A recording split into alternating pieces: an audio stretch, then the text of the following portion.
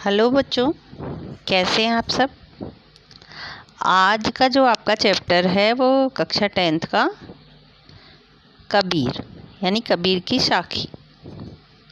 तो बच्चों, सबसे पहले हम कबीरदास जी के बारे में जान लेते हैं कि कबीरदास जी कौन थे, उनका जन्म कहाँ हुआ था। तो कबीरदास जी का जन्म 1398 में काशी में हुआ था।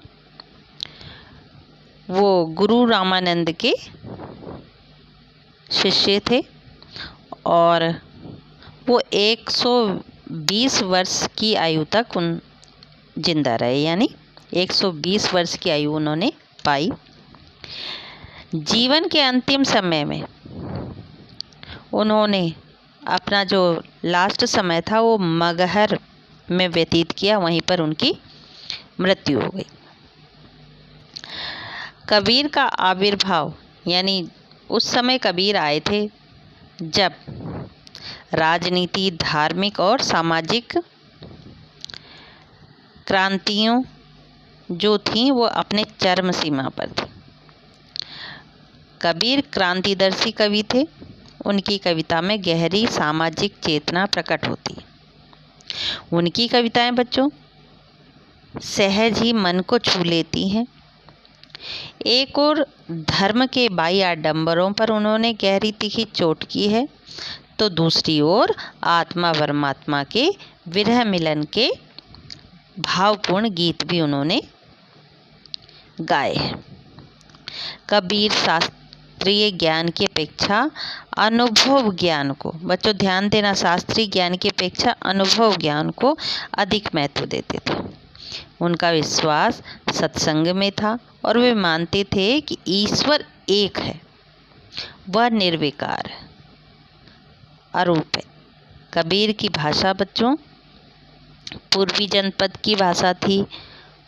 उन्होंने जन चेतना और जन भावनाओं को अपने शब्द और साखियों के माध्यम से जन जन तक पहुंचाया।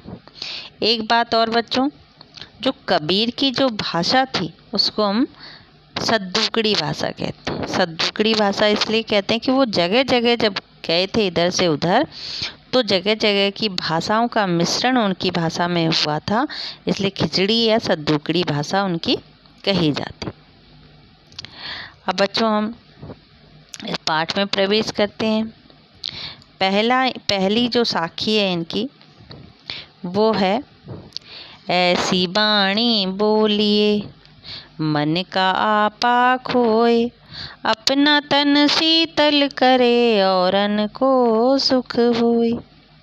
अब बच्चों इसमें कुछ शब्द भी जान लेते हैं, शब्दार्थ जान लेते हैं इसमें हम बच्चों।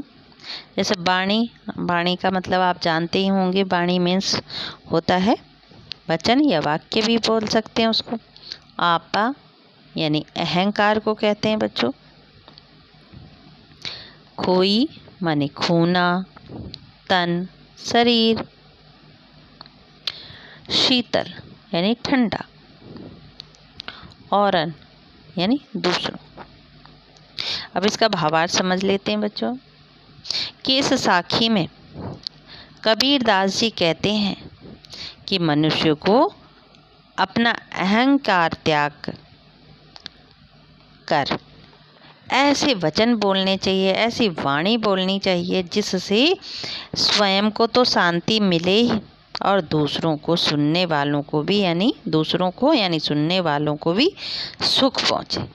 अर्थात वाणी में मधुरता होनी चाहिए जिससे वह स्वयं को भी अच्छी लगे और दूसरों को भी अच्छी लगे। अब बच्चों दूसरा है इसमें कि कस्तूरी कुंडली बसे, मृग ढूंढे बन माही, ऐसे घटी घटी राम हैं दुनिया देखे नाही। अब बच्चों इसमें हम थोड़े शब्दार्थ भी जान लेते हैं। कुंडली शब्द है इसमें, कुंडली का मतलब होता है बच्चों नाभि। मृग माने हिरण, ढूंढे माने ढूंढता है, माही मीन्स भीतर, माही माने अपने अंदर, घटी घटी बच्चों यानी प्रत्येक हृदय में। अब बच्चों उसको भावार्थ जान लेते हैं हम कि इस साखी में कबीरदास जी कहते हैं कि भगवान सबके हृदय में, लेकिन मनुष्य भ्रम के कारण वह उसको बाहर खोजता रहता, भ्रमवश भगवान को वो बाहर खोजता रहता है। जैसे इसमें उदाहरण दिया है किसका, कस्तूरी मृग का। कस्तूरी मृग का उदाहरण दिया है कि उसकी नाभि में सुगंधित कस्तूरी की सुगंध आती है, लेकिन वह उस सुगंध को ढूंढने के लिए, खोजने के लिए जंगल में घूमता रहता।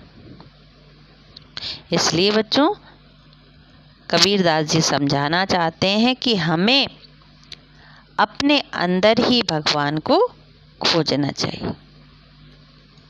अगली साखी है बच्चों इसमें कि जब मैं था तब हरि नहीं, अब हरि है मैं नाही, सब अंधियारा मिट गया, जब दीपक देखा माही। अब बच्चों इसके कुछ शब्दार्थ जान लेते हैं हम। मैं मीन्स बच्चों आपको पता ही, मैं मीन्स अहंकार, अंधियारा माने अंधेरा, मिट्टी माने समाप्त होना, देखा माने देखना, माही माने भीतर। और बच्चों हरि मीन्स आपको पता ही होगा कि भगवान को कहा जाता। अब इस दोहे का भावार्थ जान लेते हैं बच्चों कि इस साखी के माध्यम से, इस दोहे के माध्यम से कबीरदास जी कहते हैं कि जब मनुष्य के अंदर मैं का भाव था, मैं मीन्स अहंकार का भाव था, अभिमान का भाव था, तब उसके अंदर प्रभु का निवास नहीं था, यानी भगवान का निवास नहीं था, यानी उसे भगवान नहीं मिले थे। और जब अभिमान मिट जाता है, यानी अंधकार मिट जाता है, अंधकार रूपी अभिमान मिट जाता है, तो उसे भगवान मिल जाते। जैसे दीपक के आ जाने पर सारा अंधकार समाप्त हो जाता है, यानी मिट जाता है। अर्थात अभिमान अहंकार के समान है और भगवान दीपक के समान बताए गए। अब अगली साखी है बच्चों कि सुखिया सब संसार है, खावे अरु सोवे, दुखिया दास कबीर हैं, जागे अरु रोवे। अब सुखिया बच्चों, सुखिया इसमें किसको कहा गया है, सुखिया मीन्स सुखी, अरु, अरु मीन्स होता है और, दुखिया, दुखिया मीन्स दुखी, रोवे रोते। प्रस्तुत साखी में बच्चों कबीरदास जी कहते हैं कि संसार केवल खाने व सोने में मस्त है, जबकि खाना, सोना और पीना मानव का उद्देश्य नहीं है।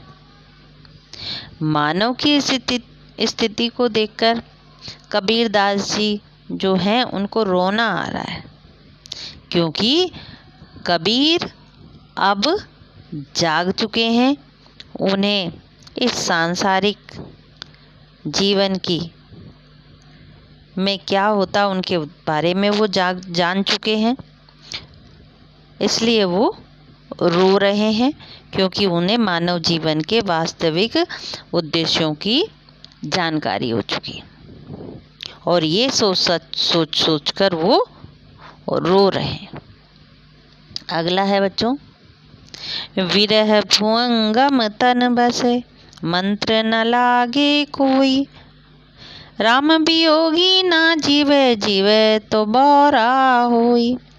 बच्चों इसमें कुछ शब्द जान लेते हैं। जैसे भुअंगम किसे कहते हैं, भुअंगम मीन्स होता है बच्चों सांप, जीवे,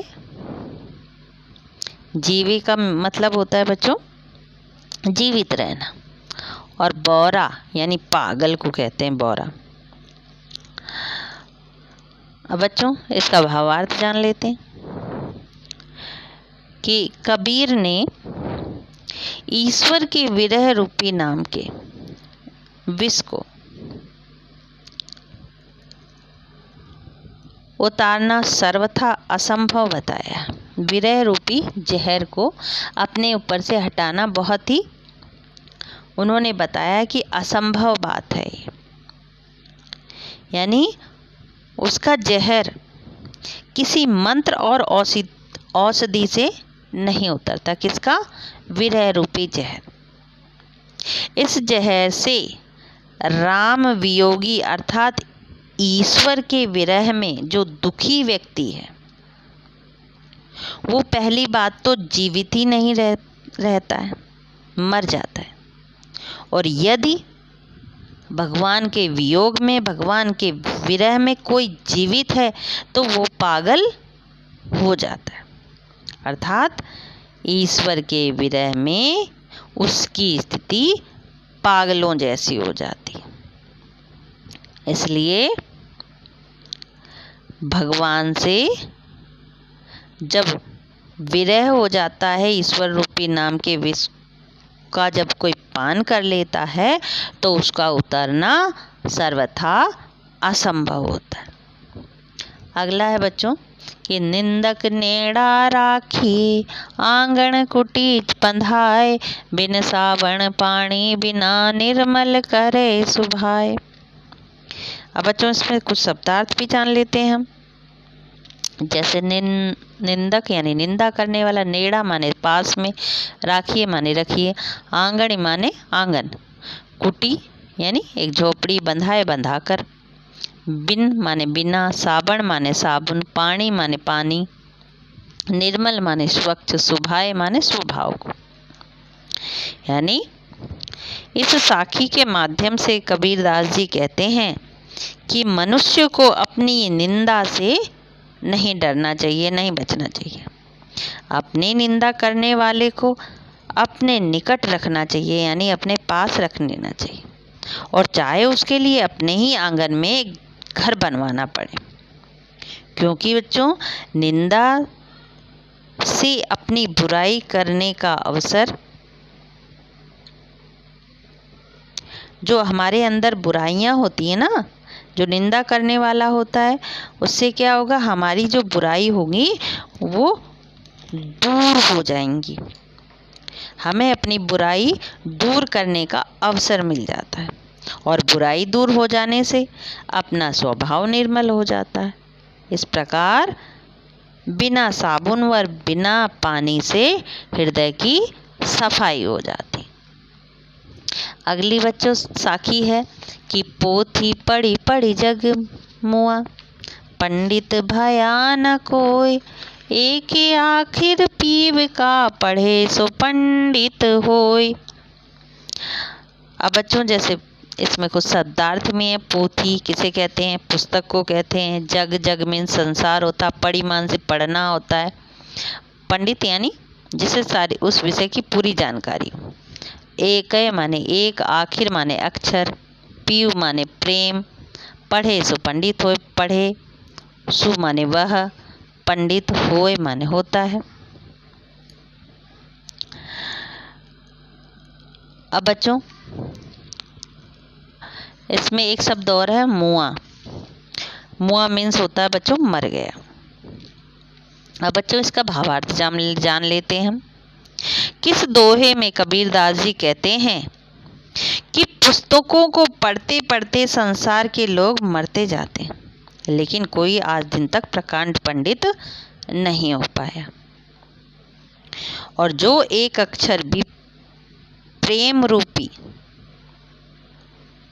पढ़ लेता है, यानी प्रेम का अक्षर पढ़ लेता है, प्रेम रूपी अक्षर को पढ़ लेता है, तो वह प्रकांड पंडित या प्रकांड ज्ञाता बन जाता है, या प्रकांड ज्ञानी बन जाता है।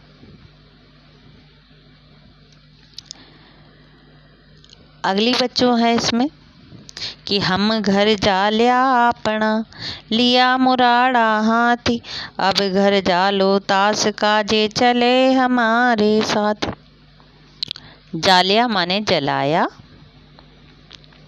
आपना मीन्स अपना, मुराड़ा मान मसाल, जालो माने जलाना, तास माने तुम्हारा। अब इसका अर्थ समझ लेते हैं बच्चों कि कबीर दास जी इस साखी के माध्यम से कहते हैं कि हमने तो मसाल हाथ में लेकर अपना घर जला लिया है। कैसा घर? विषय वासनाओं रूपी। अब हम उसका घर भी जला देंगे जो हमारे साथ चल पड़ा है। यानी हम तो प्रभु भक्ति में लीन होकर घर गृहस्थी के प्रति आसक्ति को जला चुके हैं, यानी विषय वासनाओं को हम जला चुके हैं अपने अंदर की।